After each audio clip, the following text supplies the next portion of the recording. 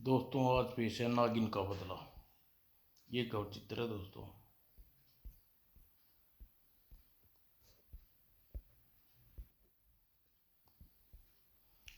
एक बार दीपनगर के राजा दीपकर्ण अपनी रानी सत्यवती के साथ जंगल में होकर गुजर रहे थे। तभी उसकी दृष्टि नागिन पर पड़ी। बचाओ! दूसरे ही पल राजा ने तलवार से नागिन के दो टुकड़े कर दिए। राजा राजन, जिस तरह तुमने मेरी नागिन को मारा है, एक दिन मैं तुम्हारी पत्नी को डसूंगा। और एक रात नाग ने रानी को डस लिया। आह स्वामी, आज मेरा बदला पूरा हुआ। और बहुत कोशिश करने पर बाद राजा कलकर्णी दीपकर्ण अपनी पत्नी को नहीं बचा पाया। हाय प्रिय, तुम मुझे अकेला छोड़कर चली गई। धीरज रखिए महाराज। और महारानी की मृत्यु के पश्चात काफी दिन बीत गए। राजा दीपकर्ण उसकी याद को न भुला पाए। महाराज, आप इस तरह कब तक बैठे रहेंगे? चलकर राजकार्य संभालिए। तुम जाओ महामंत्री, राजकार्य में हमारा मन नहीं लगता। हमारा मन हमारी कोई संतान भी नहीं है, फिर हम किसके लिए?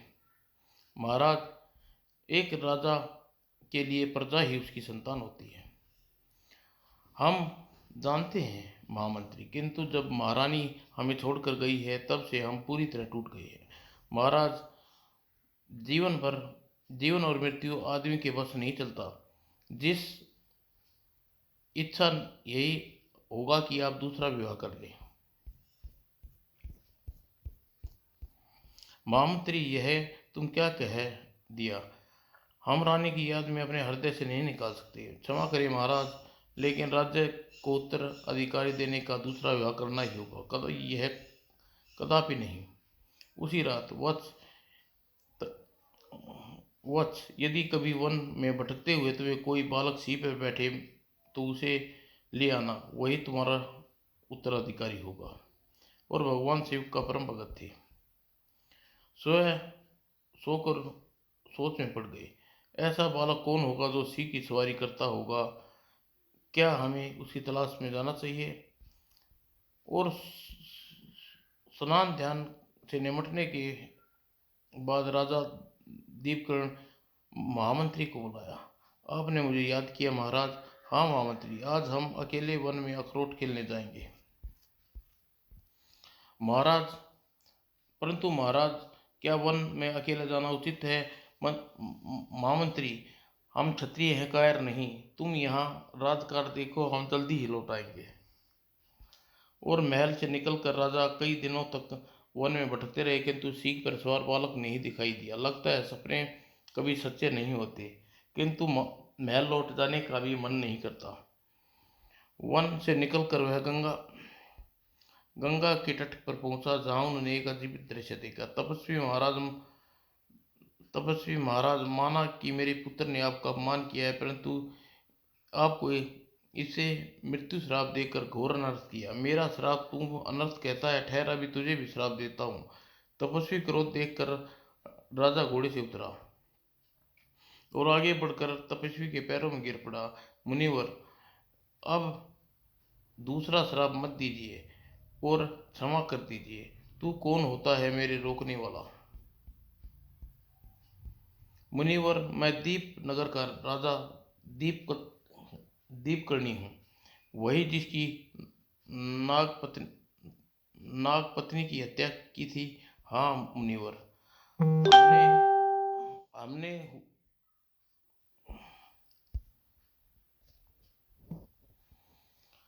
हाँ मुनिवर, हुआ था हमसे हुआ था वह पाप। अब उस पाप का प्रायश्चित दर दर भटक रही है। तपस्वी हंसा, किंतु बहुत को पहले पाप फिर प्रायश्चित।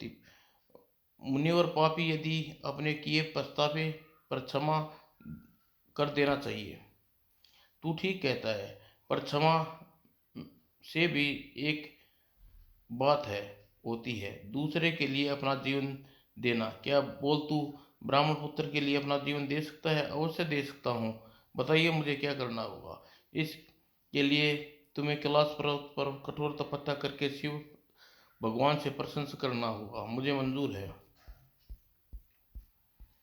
और तभी आप धन्य हैं राजन, किंतु मैं भी इतना स्वार्थी नहीं हूँ कि अपने पुत्र के जीवन के लिए आपका जीवन दांव पर लग जाने दूं।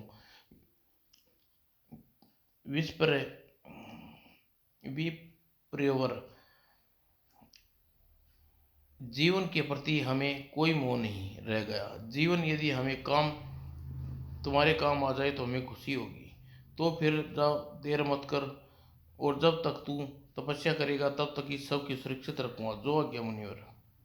कैलाश पर्वत पर पहुंचकर दीपकर्ण ने घोर तपस्या आरंभ कर दी। एक दिन, राजन तू इसलिए तपस्या कर रहा है, क्या चाहिए तुझे? प्रभु, आप ब्राह्मण के पुत्र को जीवन कर दीजिए, भले ही मेरा जीवन ले लीजिए। राजन तू धन्य है, तुझे अपनी पत्नी मृत पत्नी का जीवन नहीं मांगा, अपने राज्य के लिए उत्तराधिकारी भी नहीं मांगा, बल्कि अपने जीवन देकर एक उस ब्राह्मण पुत्र को बचाना चाहता है। प्रभु, मैं आपका भगत हूँ, और अपने जीवन में मैंने यही सब सीखा है। तू बहुत चतुर है राजन, जा, तेरी इच्छा अवश्य पूर्ण होगी। धन्य है प्रभु। और राजा दीपकर्णी कैलाश पर्वत से तपस्वी के पास पहुंचे। महाराज, आ गए राजन। और राजा ने तपस्वी की बात का जवाब न दिया और ब्राह्मण पुत्र के शव को छूकर पुकारा, उठ जा बेटा, सोता रहे, कब तक सोता रहेगा?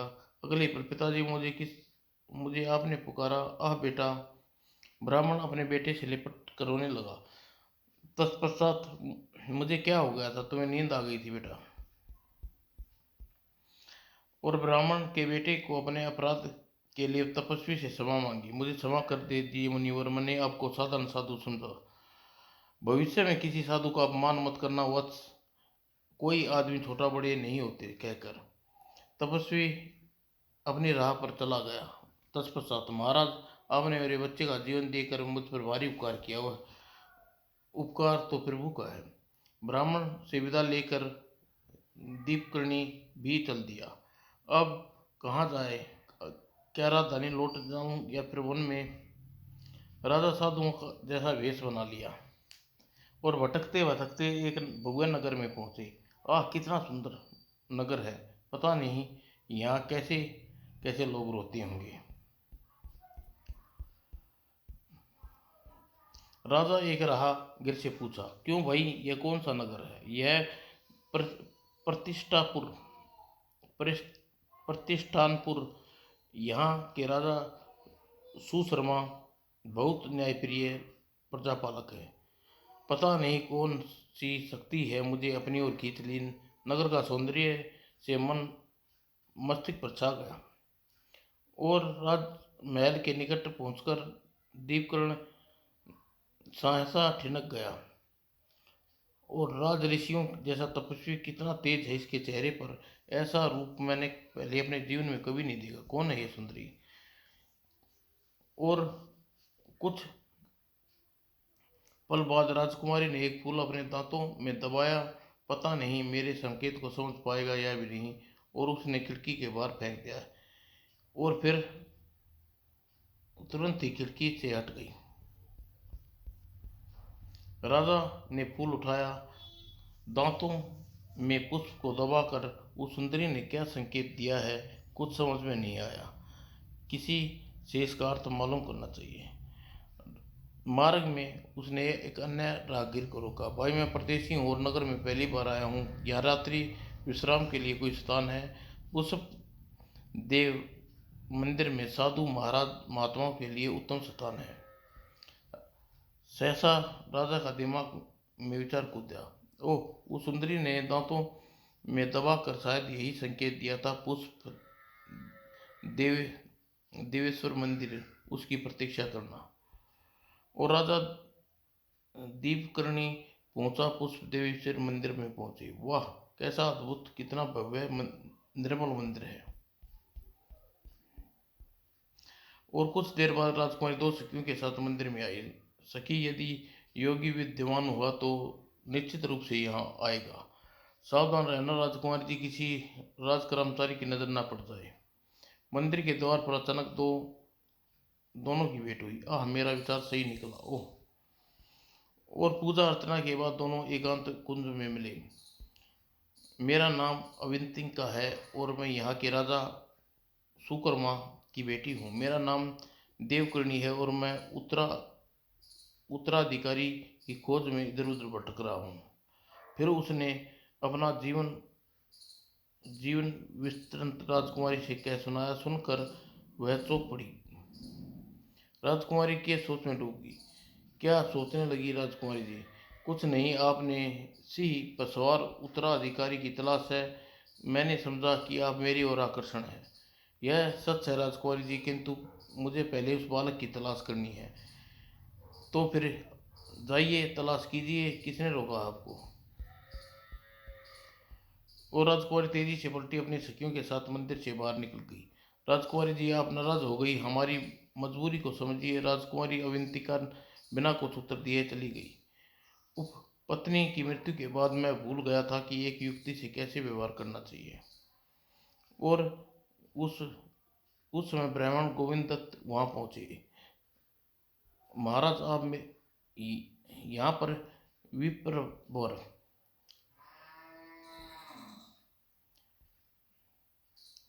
हाँ महाराज, मेरा घर है, चलिए निर्धन की कुटिया को पवित्र कीजिए। विप्रवर, मेरे लिए अम, कोई अमीर या गरीब नहीं, चलो तुम्हारे साथ चलता हूँ, बस नगर में अजनबी हूँ। ब्राह्मण गोविंद ने राजा दीवकर्णी को अपने घर में ले आया। महाराज, आप जरूर मुझसे कुछ छिपा रहे हैं, सच सच बताइए, आपको क्या दुख है? विप्रवर, मुझे कोई दुख नहीं है, मैं बिल्कुल ठीक हूँ। लेकिन ब्राह्मण गोविंद ने राजा का पीछा ही नहीं छोड़ा, उसे पूरी बात बतानी पड़ी। मुझे लग रहा है कि राजकुमारी अविंतिका पर को पाए बिना मुझे उत्तराधिकारी नहीं मिलेगा। आप चिंता मत करिए, राजकुमारी आपको अवश्य मिलेगी। और अगले दिन ब्राह्मण गोविंदत्त ने राज को स्त्री का वेश बनाया। अरे, यह क्या, मुझे आपने सचमुच की स्त्री बना दिया? जी महाराज, आज से आप मेरी पुत्र वधु। अब जैसा मैं कहूँ वैसा करते जाइए, आपकी मनोकामना पूर्ण होगी। और तत्पश्चात उसने लेकर राजकुमार सुशर्मा के पास दरबार में पहुंचा। महाराज, यह मेरी पुत्र वधू है, इसका अपने पति घर छोड़ कर कहीं भाग गया है, मैं उसे खोजने जा रहा हूँ। मैं सोच रहा हूँ आप आ, अपने साथ लिए कहाँ कहाँ भटकूँगा, इसकी चिंता में आपके पास आया हूँ। विप्रिय, आप हमसे क्या चाहते हैं? महाराज, मेरी आपसे विनती है कि जब तक मैं आप अपने पुत्र को ढूंढकर वापस न लौटूं, आप इसकी रक्षा के भार आप के ऊपर ले। राजा तुरंत ही आदेश दिया। महामंत्री जी, ब्राह्मण देवता की पुत्र वधू को हमारी पुत्री के पास पहुंचा दो और इसे कोई कष्ट न हो। जो गया महाराज। ठीक है, यह हमारी पास सुरक्षित रहेगी। मैं आपकी आभारी हूँ महाराज। और राजमहल से अवंतपुर में राजकुमारी अवंतिका की ने ब्राह्मण की पुत्र वधू को अपना निजी सेवा में रख लिया। राजकुमारी जी, जब से मैं यहाँ आई हूँ तब से आप उदास कोई कोई दिखाई दे रही हैं, क्या बात है? मेरी उदासी के कारण तुम नहीं समझोगी? वाह, मैं नहीं समझूंगी तो कौन समझेगी? आप मुझे अपना मानती हैं तो ऐसा न कहो। तुम मुझ तुम ही तो है जिससे मैं अपने मन की बात कह सकती हूँ। तो फिर बताइए, क्या बात है कि लगता है आप किसी प्रेम में हैं? अरे, तूने कैसे जाना? तू तो बड़ी चालाक है। मैं यह भी बता सकती हूँ, आप मिलना चाह कर भी उससे ये नहीं मिल सकती। आप पर सख्त पैरा है। हाँ, तुमने ठीक कहा, हम मजबूर हैं, कुछ समझ में नहीं आता क्या करें। कौन सी कौन है वो? आप मुझे उसका पता बताइए, मैं आपकी उससे भेंट करवा दूंगी। वो दीपनगर का राजा दीपकर्णी है और सन्यासी के वेश में पुष्पेंद्र मंदिर में ठहरा हुआ है। ठीक है, आज रात को आप महादेव मंदिर में अकेली पहुंच जाइए, मैं उसे लिवा लाऊंगी। लेकिन सावधान रहना, अगर किसी ने जरा भी भनक होगी तो हम दोनों की गर्दनें उड़ा दी जाएंगी। ठीक है राजकुमारी जी। और आधी रात को के समय राजा राजकुमारी अवंतिका के महल में पहुंचे। यह वह क्या वह आएगा? और जैसे ही मंदिर के गर्म गुस्से में तुम हाँ, मैं बहुत मुश्किल से यहाँ पहुंच पहुंचा हूँ। तुम झूठ बोलते हो। हमें तो कभी मालूम था जब तुम ब्राह्मण की पुत्री के रूप में हमारे पास पहुंचे थे क्या? अचानक अवंतिका के शरीर बहुत विद्युत सी तरंगे प्रवाहित हुई। आह, आज मैं अपना बदला लूंगी। और भूल गया कायर, तूने मुझे बेदर्दी से मेरी हत्या की थी नहीं? तभी आह प्रभु, मेरी रक्षा करो। वो दीपकर्णी ने डसने के पश्चात पुनः अपना असली रूप में आ गई। मेरा बदला पूरा हुआ स्वामी, अब लौट आओ। इस जन्म में तुम्हारा और मेरा मिलन संभव नहीं है। और अवंतिका महल में लौट आई। आप कहाँ गई थी राजकुमारी? महालेखा, उस शिव मंदिर में एक शव पड़ा है, उसे जंगल में फेंकवा दो। क्या? इस तरह आंखें फाड़े कर मेरी ओर क्या देख रही हो? जैसा कह रही हूँ वैसा करो जल्दी जी। और माल लेखा शिव मंदिर में पहुंची। ये भगवान, ये क्या? ये तो तपस्वी है और अभी जीवित है, लेकिन शरीर नीला पड़ा है रहा तो लगता है किसी नाग ने डस लिया है। यह सोच उसने शिवलिंग को घुमाया। और राजकुमारी जी इससे प्रेम करती थी, और फिर क्यों इसे इस हाल में छोड़कर चली गई? क्या हुआ था? यह सोच उसने महाराज के कंधे पर डाला और सीढ़ियों से नीचे उतर गई। इसमें जरूर कोई रहस्य है, इसे बचाना होगा। और नीचे तय खाने के गुप्त द्वार खोला कर निकल गई। केवल राजवैद्य ही, प्रजापति ये नहीं बचा सकते हैं। और रात्रि के तीसरे पहर राजवीर प्रजापति के द्वार पर किसी ने खटखटाया। कौन? इस समय कौन है? चाचा जी, कहीं राजा के सामने मेरा भेद तो नहीं खुल गया? गोविंद, तुम भीतर जाओ, मैं देखता हूँ जी। वो दरवाजे पर महालेखा को खड़े देखा राजवैद्य चौंके। महालेखा, तुम इस वक्त? यह कौन है? राजवैद्य जी, इसे पहले बताइए, सांप ने काट लिया है। राजवैद्य तुरंत ही पलट कर दरवाजा खोला। गोविंद, बाहर, जल्दी बाहर आओ। आया चाचा जी। और गोविंद ने जब बाहर आकर देखा राजा दीपकर्णी की आंखों देखा तो घबरा गया। ओह, यह क्या? इसे सांप ने काट लिया है, इसे अंदर ले चलो। और राजवैद्य ने तुरंत उपचार शुरू कर दिया। राजकुमारी को मालूम है तुम इसे यहाँ लेकर आई हो नहीं? राजवैद्य, यह बच जाएगा न? अब मैं जाऊँ? हाँ, तुम जाना चाहो तो जा सकती हो, यह खतरे से बाहर है। और माल लेखा के जाने के बाद गोविंद, क्या तू इसे जानता है? हाँ चाचा जी, यही राजा दीपकर्णी है जी। इसी ने मैं महल में पुत्रवधू के रूप में छोड़ के गया था। समझ समझा तो इन्हें ही तेरे बेटे की जान बचाई थी। जी हाँ, ये बड़े धर्मात्मा है।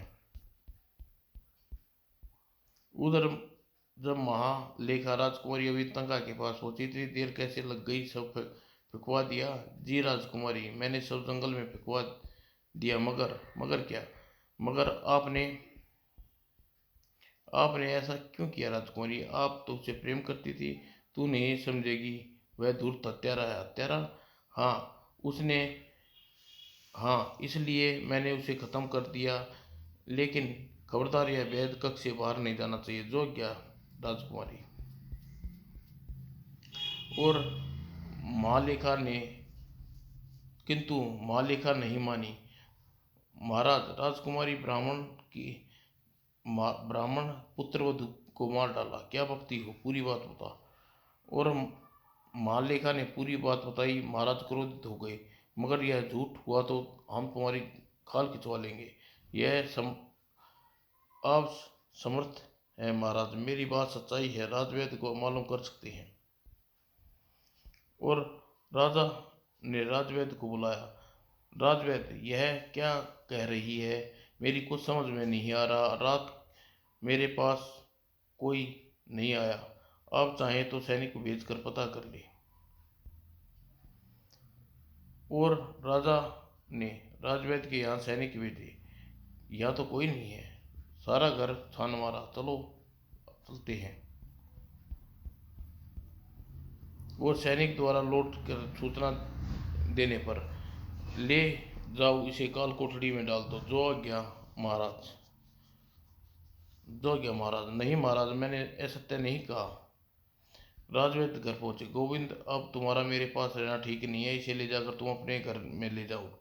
नहीं नहीं, वहां नहीं जा सकता। महाकाल के मंदिर में राजा दीपरोणी जल्दी स्वस्थ होने लगा। नहीं नहीं, वहां नहीं जा सकता, तो इसे महाकाल के मंदिर में ले जाता हूँ। राजा, हमें थोड़ा नाटक करना पड़ेगा, फिर देखिएगा राजकुमारी कैसे नहीं मिलती। ठीक है, जैसा तुम कहोगे वैसा करूँगा। मुझे हर हाल में राजकुमारी अविंतिका से ब्याह करना है।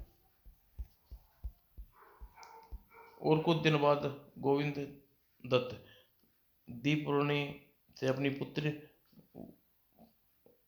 पुत्र के रूप में लेकर राजा सुकर्मा के दरबार में पहुंचा। महाराज की जय हो। महाराज, मेरा पुत्र मिल गया, कृपया मेरी पुत्रवधि को बुला लीजिए। हाँ हाँ, क्यों नहीं भाई मंत्री। मंत्री और ब्राह्मण देवता की पुत्र वधु को ले आओ। और अत्यंत अंतपुर में राजकुमारी के पास पहुंचा। राजकुमारी जी अवंतिका, महाराज ने ब्राह्मण गोविंद की पुत्रवधु को बुलाया। क्या वह यहाँ नहीं है? वह तो एक दिन चुपचाप यहाँ से कहीं चली गई, आप मुझे पता भी नहीं चला। यह तो बहुत बुरी हुआ राजकुमारी जी। अब महाराज ब्राह्मण से उसकी धरोहर कैसे लौटाएंगे? मंत्री लौटकर सारी बात राजा सुशर्मा को बताई। वह परेशान उठे। इसका अर्थ है दासी ने ठीक ही कहा था। और ब्राह्मण का बेटा बना राजा दीपकर्णी सहसा रोने लगा। अरे अरे, तू रोता क्यों है? अपनी किस्मत को रो रहा हूँ, मेरा भाग्य शायद परिवार सुख नहीं लिखा। हे भगवान, अब मैं क्या करूँ? बेटा तो मिला, बहू चली गई। तू चिंता मत करो विप्र, हम उसकी खोज करवाएंगे। और राजा सुवर्मा ने अपने राज्य में ब्राह्मण पुत्र वतु की खोज करवाई, कोई पता न चला। मंत्रीवर दासी महालेखा ने सच कह रही थी, लेकिन राजकुमारी को ब्राह्मण की पुत्रवधि से क्या शत्रुता थी? क्यों वैद्यराज का भी इसमें कोई हाथ है? वैद्यराज, ऐसी आशा नहीं है महाराज, फिर भी पता लगाने में क्या अर्थ है? समय पता लगाऊंगा। और मंत्री राजवैद्य के यहाँ पूछा। वैद्यराज जी, घर में कोई दिखाई नहीं दे रहा, कोई है भी नहीं। यहाँ कुछ दिन पूर्व मेरा भतीजा गोविंद दत्त और उसकी पुत्र श्रीकांत यहाँ आए थे, और अब तो वे भी नहीं हैं। कहाँ गए? अपनी किस्मत को रोते हुए चले गए। कह रहे थे कि राजा ने हमारे साथ धोखा किया है, हमारी पुत्र वधु को खा गया, और इसे अब उसकी अमानत में खयानत की है।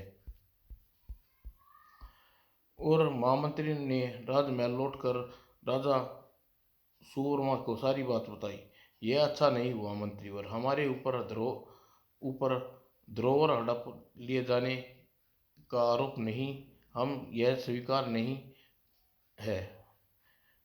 फिर क्या किया जाए महाराज? अगर ब्राह्मण न्याय मांगा तो हम क्या जवाब देंगे? यदि ब्राह्मण नहीं माना तो हम अपनी बेटी ही उसे सौंप देंगे। यह आप क्या कह रहे हैं महाराज? हम ठीक कह रहे हैं, जिसके कारण हम इतने धर्म संकट में फंसे वही इसका फल भुगते। और दूसरे दिन ब्राह्मण देवीदत्त राज दरबार में न्याय मांगने आया।